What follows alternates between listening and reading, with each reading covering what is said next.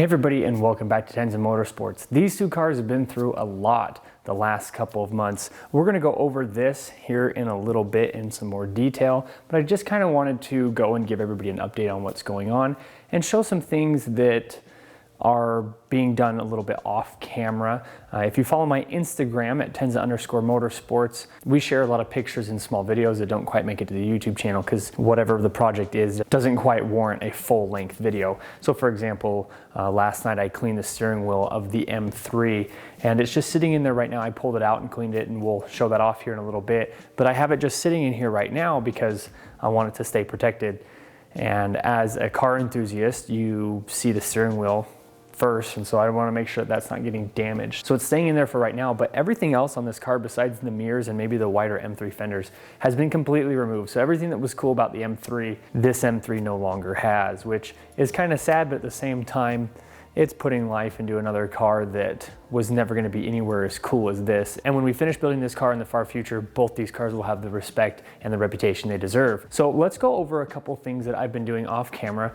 I think I want to bring some of this stuff up because it'll help anybody else who's got a project and it's starting to look really overwhelming. I am at the point where it's no longer really the fun stuff. It's a lot of the little nitty gritty stuff, and things will get overlooked, or you'll start to get lazy with things. Like something will break and you're like, well, I'm just gonna glue it back together and put it back on. This is probably the lowest point of the build right now because the computer's not quite back yet on this. And so I can't start it. I can't put the wheels on because you gotta paint. And then I found Bondo, and then I've got to sand the whole car down, and I've got to be careful, and I've got to start removing these things and all the door handles.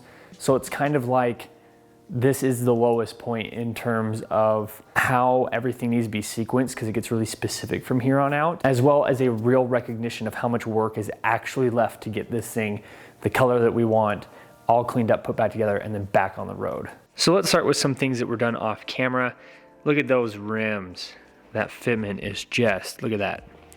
That is minty.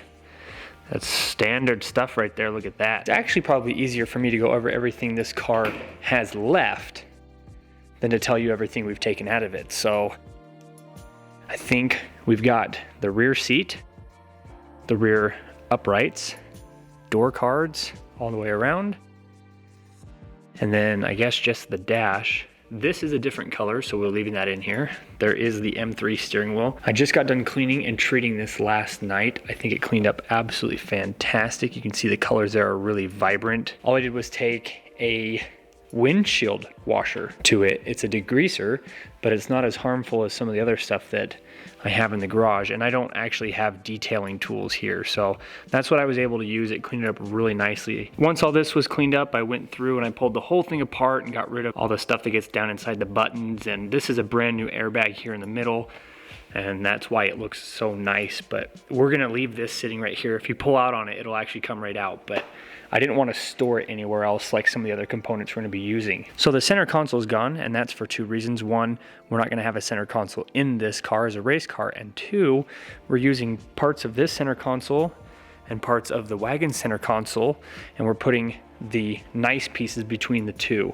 Unfortunately, this piece on both cars is actually ruined. This is the one out of the M3, and the one in the wagon doesn't even have this cover on it at all. It's just gone, so might have to order another one of those. So basically the M3 is being used as a bit of storage. That's the back seat for the wagon there.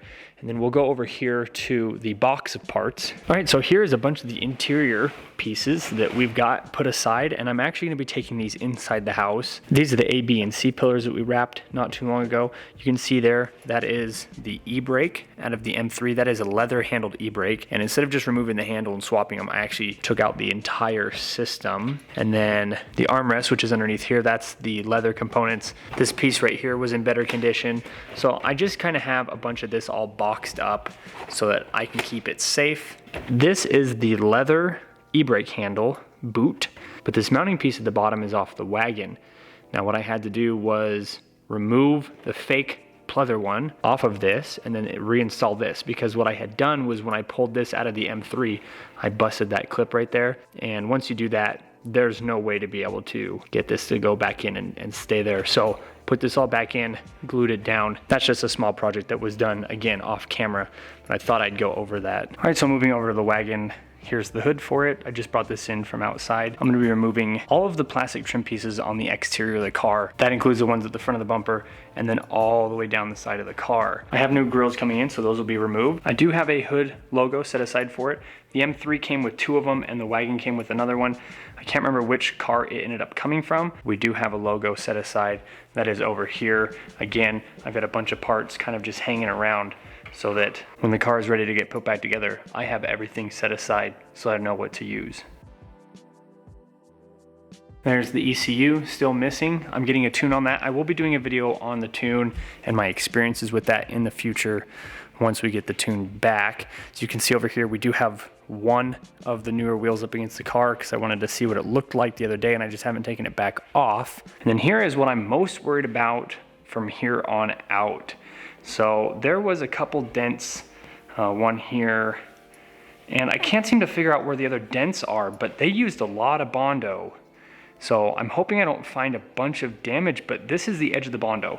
I sanded all the way off to the edge of the Bondo in this section here and in this section back here. And you can see there's a couple small dents here, which isn't uncommon for this panel. This seems like a lot of Bondo for just this. And when I look at this area back here, I kind of almost see a bit of a dent. But again, that seems like a lot of Bondo for a couple dents. So I'm gonna try to pull these out best I can. And when we go get it painted, I will have them do the last little bit of filling. I might do some filling. I'm not very good at Bondo, but if it's just little stuff like this, I can. If it's like a big gouge where you shouldn't be using Bondo, I probably wouldn't even try it myself. So let's take everybody on a tour of the wagon real quick here. You can see that the trim is being removed. I am actually removing the door cards to do some window regulators. Again, that'll be done off camera. There's lots of videos on how to do window regulators on these cars. This is a common problem and you can fix it for around $100 a door. I got really lucky when I bought mine. I bought all 4 of them with motors for like $250. So you can find good deals out there if your window regulator is starting to go bad. This is only my 3rd install of a window regulator. So by the time I'm done with this, I will have 7 of them under my belt. So even though I've ran E46s for as long as I've had, I've only replaced 3 of them. And the first one I had a bunch of help with, and then the other 2 were in the race car, my coupe. So once I'm done with this, I will have doubled my window regulator install experience. And then underneath that is the box for the headlights.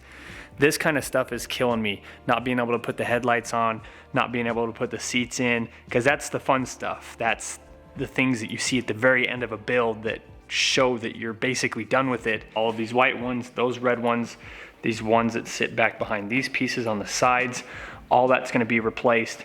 That's just a no-brainer if you're going to have them off anyways. And then while these doors are off, I'm going to be doing the regulator, and then we're also doing a stereo system. That'll be in another video as well. I have a replacement door handle since this one is broken.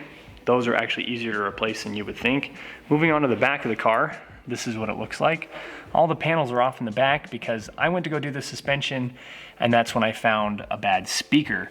And that's one of the reasons why we're gonna be replacing the stereo system in this car, the backrests, and obviously the seats. If I could, I would seal those out of the M3, but it's a completely different design. I've had a lot of work to do, a lot of sanding, a lot of cleaning, a lot of prepping for paint.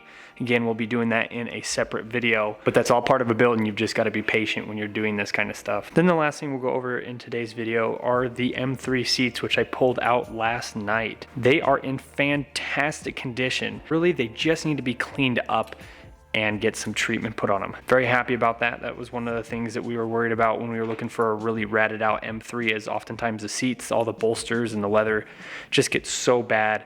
And by the time you have somebody reupholster them, it's cost way more than the seat was probably worth. So thanks for watching our S54 wagon update video. Hopefully this gives you a little bit of insight of how much work actually goes on behind the scenes.